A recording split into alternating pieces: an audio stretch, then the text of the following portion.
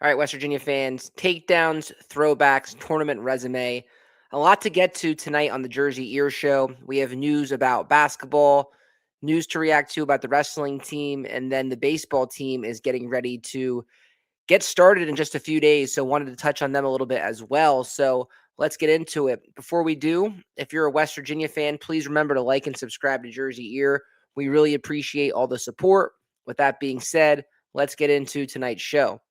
So to start off, I want to highlight Honor Huff. Honor Huff looks like a guy that has really enjoyed his stay in Morgantown.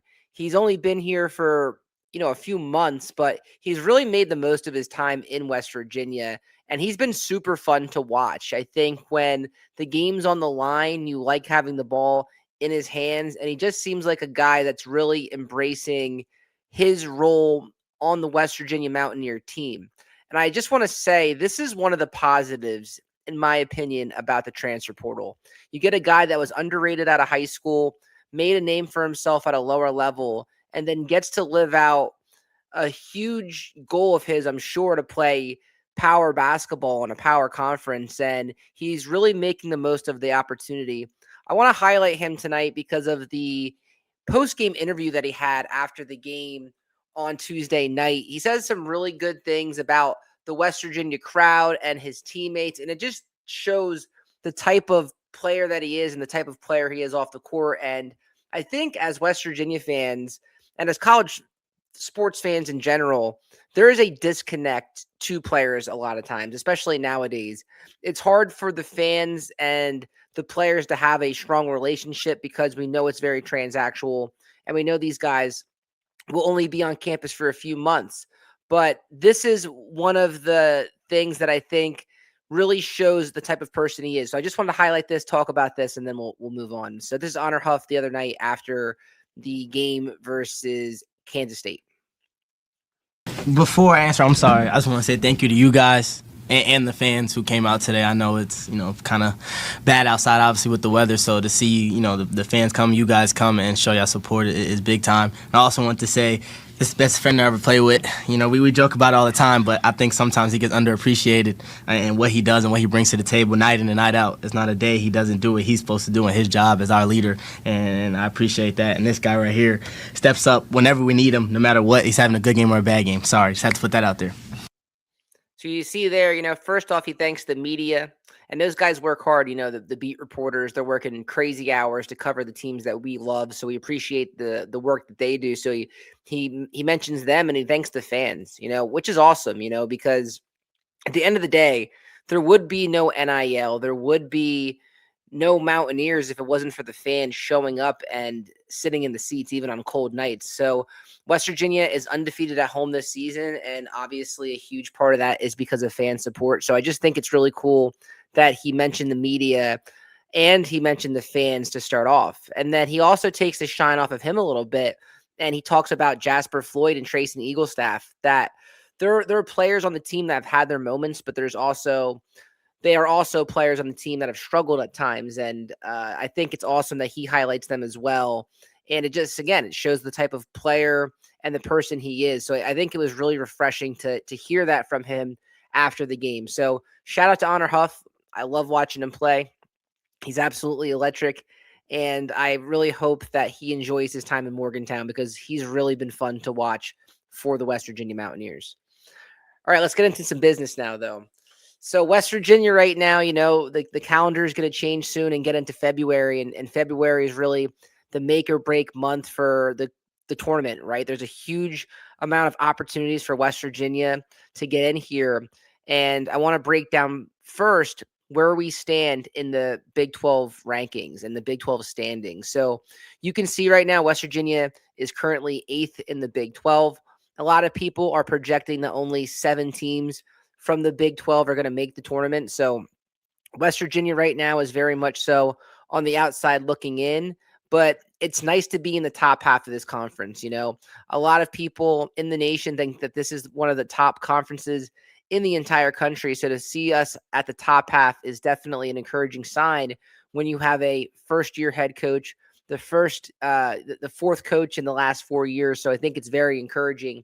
Even though we've had our hiccups this year, I think we're heading in the right direction. So right now, where we currently stand is 5-3 in the conference. And our next opponent, who we're going to play on Saturday at 4:00, Baylor, is really struggling right now. Overall, they're 11-9 and they're 1-7 in the conference.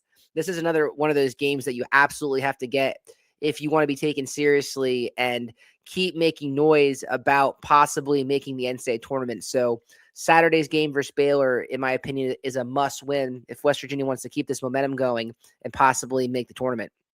So let's look at our resume right now as West Virginia basketball, right? So Joe Lunardi actually finally mentioned us a little bit this week. I think this came out on Sunday, the 24th. He has West Virginia as the 83rd team, so they're being considered. So at least you see their names somewhere. For a while, West Virginia wasn't even mentioned at all. So now the fact that they're making a little bit of noise, they're still on the outside looking in, it is encouraging.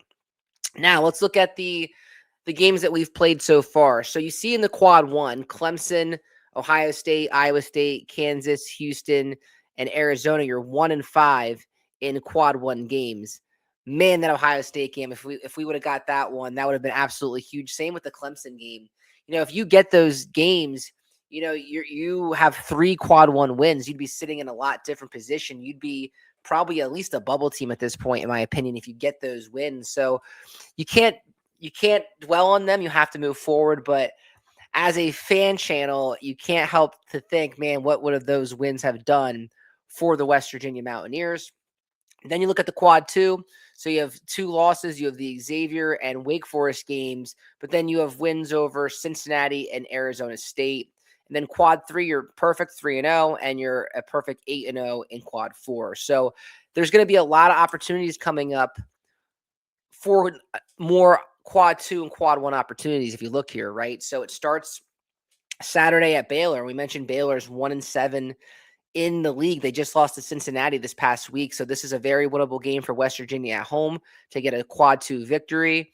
And then you get 3 quad 1 opportunities coming right after that.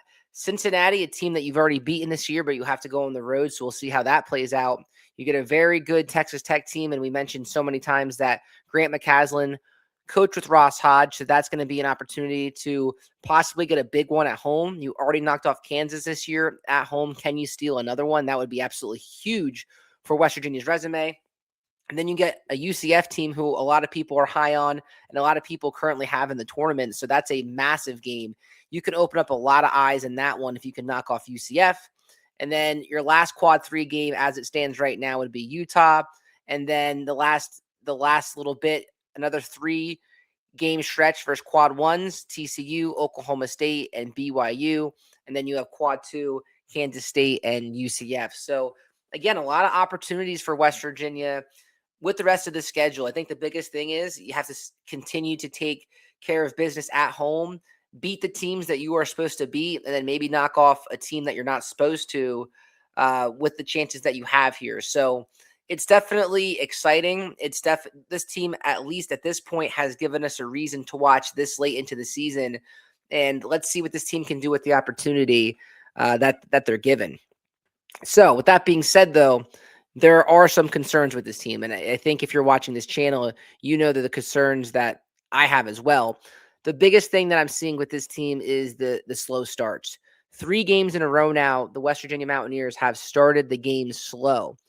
Now, we've seen the different caliber opponents that it works against, right? You can get a win versus Arizona State or a Kansas State.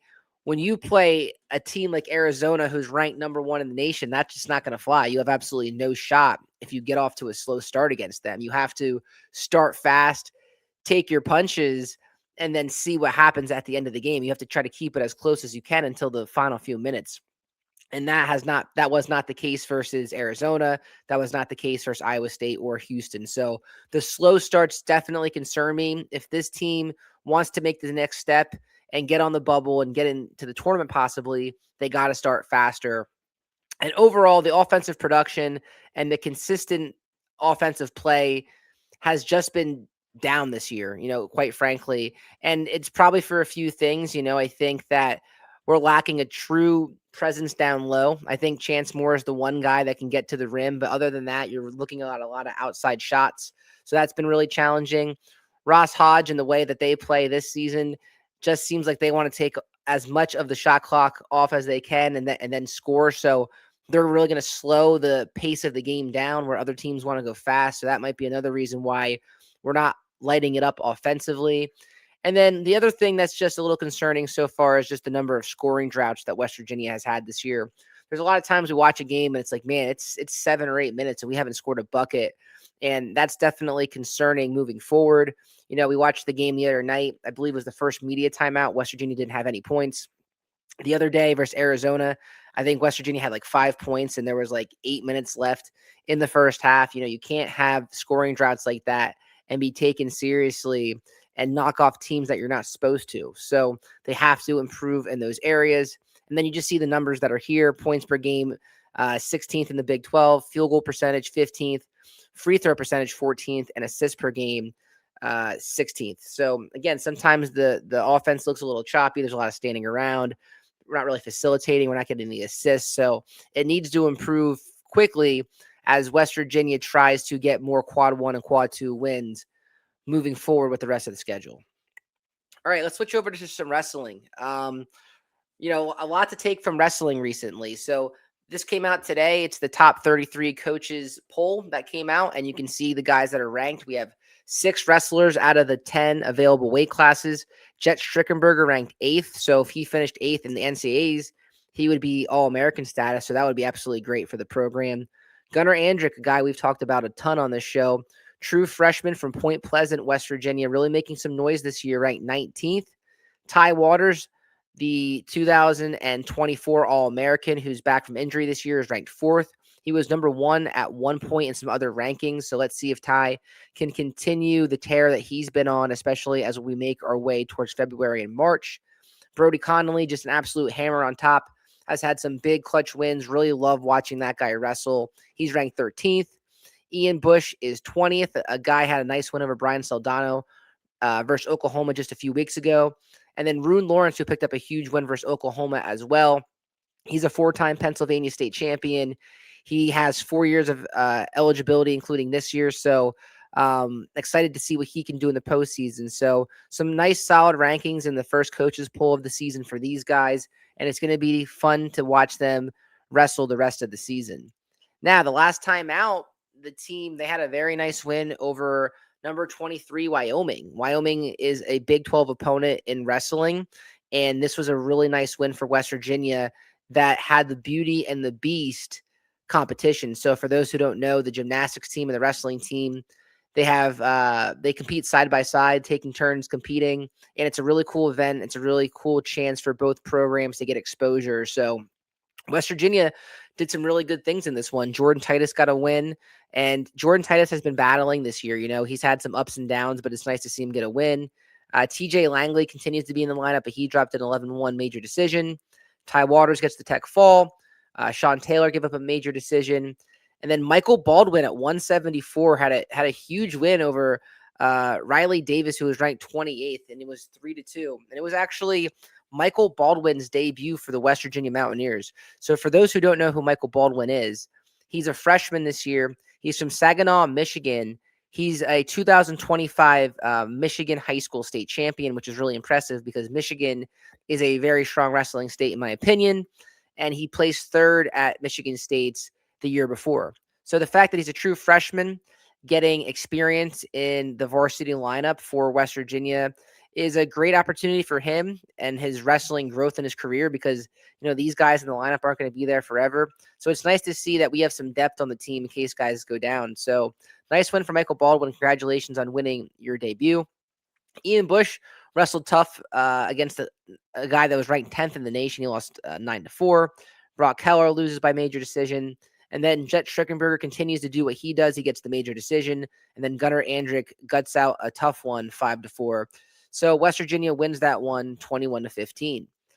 What does this mean? So West Virginia now is off to their best start in the conference since joining the Big 12. As you guys know, we've been in the Big 12 since 2012. So that was a nice win for West Virginia, and that's a nice feather in their cap as they have the best start since joining the conference. It's only their second win in the series versus Wyoming. So another one of those rare wins against these guys, and that has to be a confidence boost for the team moving forward. It was the first win over Wyoming since 2020. And West Virginia is now 9-3 on the season and 4-1 in Big 12 matchups.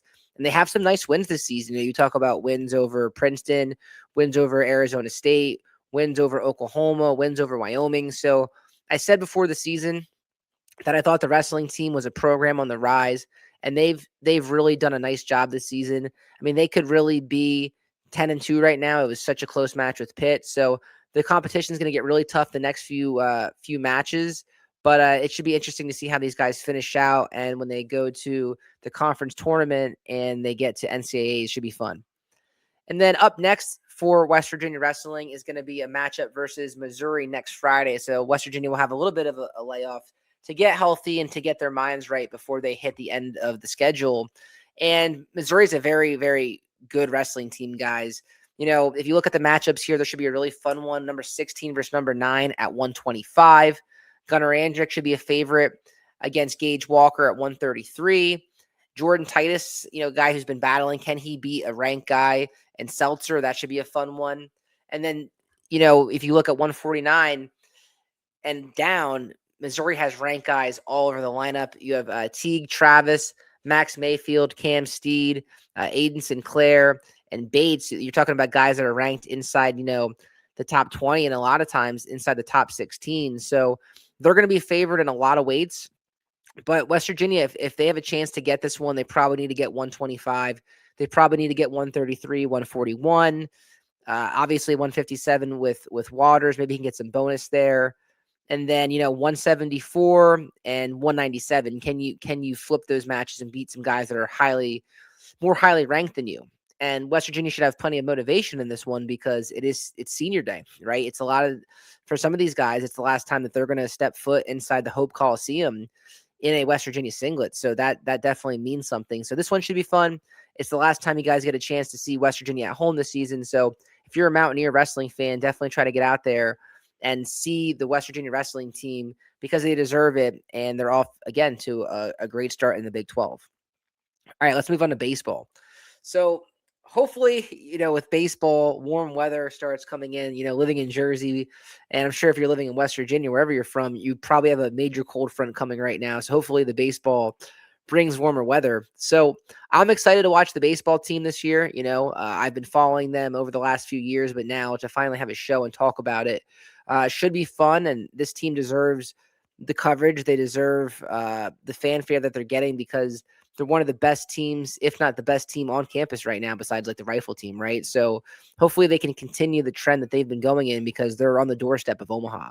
So you see the throwback uniforms here, and they're pretty sweet, this reminds me of Holly Field. And when I was in college, I was there for the transition. So the first 3 years they played at Holly Field, and then the last year they opened up the new ballpark, which was absolutely beautiful and was great to see. And since they've opened that ballpark, they've got a lot of positive momentum. So love these uniforms. I hope they're part of the rotation. I don't hope that they are the uniforms all the time. I think throwbacks have a time and a place. So it'll be cool to see if they can mix these ones in for different games. But I still like the Flying WV and the traditional uniform that we have right now. But I am cool with the throwbacks once in a while. This is their schedule here. So, it's going to come quick, February 13th is the first game of the season. It's over President's Day weekend. So that should be exciting to watch some baseball. And then, they start getting into Big 12 play a month later in March. They have some non-conference games with Penn State and Marshall and Pitt, which should be exciting. And like I said, this team has been at the top of the Big 12 recently, and they've made some super regions, and they are on the doorstep of Omaha, and they want to kick that door in now. They want to take the next step. And with the new scholarships and the investment that people around the program have made to baseball, it's great to see, and it's a great bridge from basketball season to football season. So there's definitely a place for this, and I'm excited. I'll probably put out a baseball preview in the next few days as we get closer to the season because it's here. Baseball season's weird in college. It goes from February and then it's over in June. So it's a very quick season. but I'm looking forward to watching this team. All right, that's all I got. Really appreciate you guys. I know it was a fun episode with all the different teams, and it's getting exciting to be a West Virginia Mountaineer fan. Like I said, some big things coming up in basketball, wrestling, and baseball. So let's cheer on the teams. Let's go Mountaineers. We'll talk to you guys next time on the Jersey Ear Show.